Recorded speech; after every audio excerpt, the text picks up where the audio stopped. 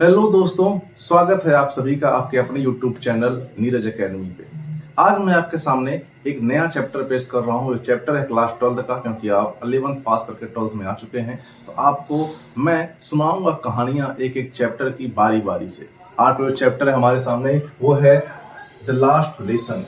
ये क्लास 12 का चैप्टर है। ये लास्ट लेसन मतलब ये नहीं कि आखिरी का लेसन, इसका मतलब ये है कि पहला चैप्टर है, ना कि लास्ट लेसन। इसका नाम है लास्ट लेसन। इसको लिखा है अल्फोंसो डाउट ने। इस चैप्टर की पूरी कहानी को मैं लाइन बाय लाइन आपको सुनाने वाला हूं, और एक नए अंदाज में, एक बेहतरीन तरीके से, और आशा करता हूं ये आपको अच्छे समझ में आएगा। भाई तो तुम लोग क्लास 12th में आए गए। अरे पार्टी तो बनती है भाई। तो मुझे चाहिए इस वीडियो पे लाइक और इस वीडियो को शेयर करो अपने सारे दोस्तों के साथ। तो चलो आज मैं तुम्हें पढ़ाने वाला हूँ लास्ट लेसन।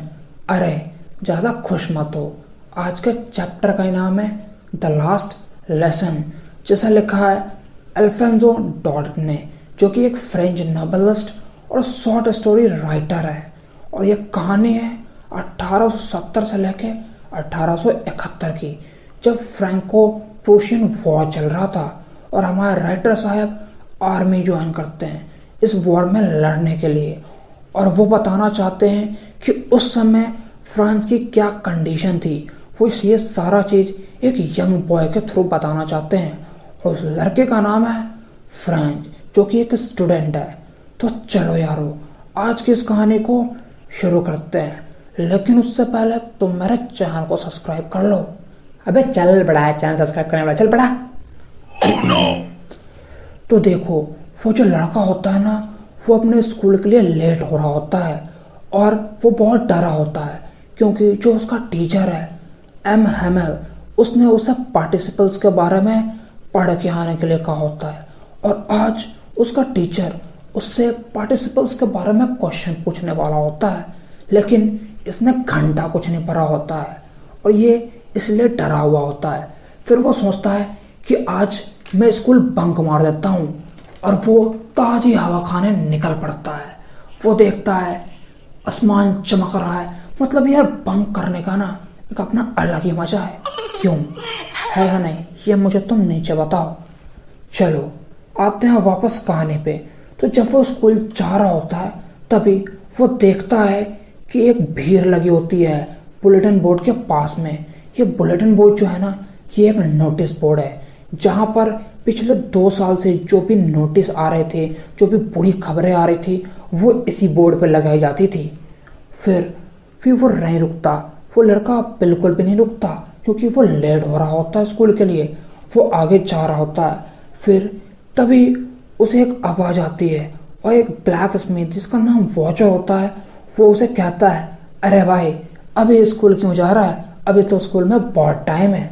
लेकिन उसे लगता है कि वो उसके मजे ले रहा है, और वो नहीं रुकता है। वो स्कूल की तरफ भागा चला जाता है। फिर वो स्कूल पहुंच जाता है, और स्कूल पहुंचने के बाद वो हमें बताता है कि जब वो पहले स्कूल पहुंचता था, तब वो बहुत ही भीड़ होती थी, बहुत ही हंगामे हो रहे होते थे, सारे बच्चे मस्ती कर रहे होते थे, और बहुत आवाज़ें आ रही होती थी। लेकिन आज जब वो स्कूल पहुंचा, तो स्कूल पूरा शांत था, और तभी भाई उसकी फटके 4 हो जाती है। और फिर वो खिड़की से झांक के देखता है अपने क्लास में। वो देखता है कि जितने भी उसके दोस्त हैं वो अपनी जगह पर बैठ चुके होते हैं, और जो टीचर है उसका एम हेमल, वो चैप्टर शुरू ही करने वाला होता है। फिर वो बताता है कि आज से पहले जब वो क्लास में इंटर करता था, तब उसे घंटा कोई नहीं नोटिस करता था, लेकिन आज जैसे वो क्लास में घुसा, सारे बच्चे उसकी तरफ देखने लगते हैं, और उसकी इज्जत की तो धज्जियां उड़ जाती है। यार ये बच्चे भी ना बड़े हरामखोर होते हैं, मतलब मजे लेने का एक भी मौका छोड़ते नहीं है। तुम इस बात से एग्री हो या नहीं, मुझे जरूर बताना। चलो वापस आते हैं। तभी वो नोटिस करता है कि जो उसका टीचर है एम हेमल, उसने नई ग्रीन सूट और ब्लैक कैप लगा रखी होती है, मानो वो किसी की बारात में नाचने जाने वाला हो। और वो ये भी नोटिस करता है कि अक्सर जो बैक बेंच है वो खाली रहती थी, लेकिन आज विलेज के कुछ स्टूडेंट्स आके बैठे हुए होते हैं अपने पुराने बुक्स के साथ। फिर उसका टीचर कहता है कि आज ये मेरा लास्ट क्लास है और मैं तुम्हें लास्ट लेसन पढ़ाने वाला हूँ, क्योंकि बर्लिन से ऐसा ऑर्डर आया है कि अब से सिर्फ जर्मन स्टूडेंट्स को ही पढ़ाया जाएगा लॉरेंस और एल्जिक के स्कूलों में, और जो तुम्हारा नया जर्मन टीचर होगा वो शायद कल से आएगा। फिर वो लड़का उदास हो जाता है और वो सारा खेल समझ जाता है। वो समझ जाता है कि बुलेटिन बोर्ड के पास भीड़ क्यों लगी होती है। फिर वो गिल्टी फील करने लगता है। उसने अपना सारा समय इधर उधर की बेफजूल के कामों में गवा दिया होता है, जैसे कि सारा रिवर में जाके स्लाइडिंग करने में गवा दिया होता है। और फिर वो हमें बताता है कि जो बुक्स उसे भारी भरकम और बकवास लगती थी सडनली उसको पुराने दोस्त की तरह लगने लगता है, जिन्हें वो कभी खोना नहीं चाहता। और जो टीचर्स उसे खरूस और बकवास लगते थे आज उन पर अचानक से प्यार आने लगता है। फिर वो हमें बताता है कि अब वो समझ चुका था कि जो उसका टीचर है एमएमएल उसने नए कपड़े क्यों पहने हुए हैं, और वो ये भी समझ जाता है कि जो उसके पुराने विलेज के स्टूडेंट्स हैं वो यहाँ पर आके क्यों बैठे हुए हैं। वो सारे एमएमएल को थैंक्स करने के लिए आए होते हैं, उनकी 40 साल की कुर्बानी के लिए। मेरा मतलब है उनकी 40 साल की टीचिंग के लिए। तभी एमएमएल उसे खड़ा कर देता है और पार्टिसिपल्स के बारे में पूछने लगता है। वो अपनी पूरी कोशिश करता है कि वो रुकेगा भी नहीं और एकदम फराटेदार तरीके से पूरा बता देगा, लेकिन भाई वो पहली लाइन में अटक जाता है। लेकिन जो उसका टीचर होता है वो उसे बिल्कुल भी नहीं डांटता, वो उसे समझाता है। वो कहता है कि तुम हमेशा कहते थे कि कल सीख लूंगा, परसों सीख लूंगा, किसी और दिन सीख लूंगा, लेकिन अब देखो क्या हो गया है। और अब जो नए जर्मन्स आएंगे वो तुम्हारा मजाक उड़ाएंगे, और तुम तो ये भी साबित नहीं कर सकते कि तुम एक फ्रेंच हो, क्योंकि तुम्हें तो फ्रेंच बोलना तक नहीं आता, जो कि तुम्हारी मदर टंग है। पर वो कहते हैं कि इसमें सिर्फ तुम्हारी गलती नहीं है, इसमें तुम्हारे पेरेंट्स की भी गलती है, क्योंकि वो तुम्हें रेगुलर क्लासेस नहीं अटेंड करने देते थे और फार्म हाउस पे कुछ ज़्यादा पैसे कमाने के लिए भेज देते थे।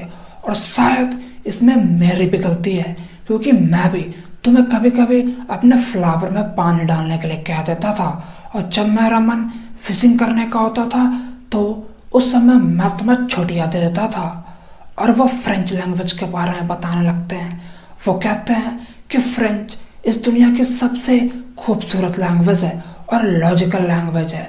और एमएमएल उस लड़के को ये भी बताते हैं कि जब तक तुम अपना लैंग्वेज नहीं भूल जाते तब तक तुम पे कोई पूरी तरह से कंट्रोल नहीं कर सकता और तुम्हें पूरी तरह से गुलाम भी नहीं बना सकता, क्योंकि लैंग्वेज जो है वो एक तरह की चाबी है जो तुम्हें आज़ादी दिला सकती है।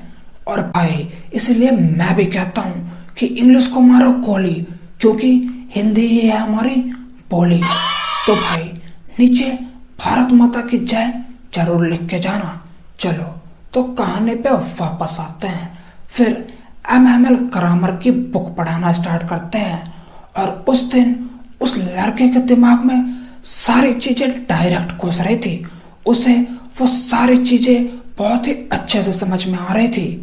ग्रामर के बाद वो हैंडराइटिंग की क्लास लेते हैं, और उस दिन वो कुछ न्यू कॉपीज लेके आए होते हैं जिन पर लिखा होता है फ्रेंच एल्जेक, फ्रेंच एल्जेक।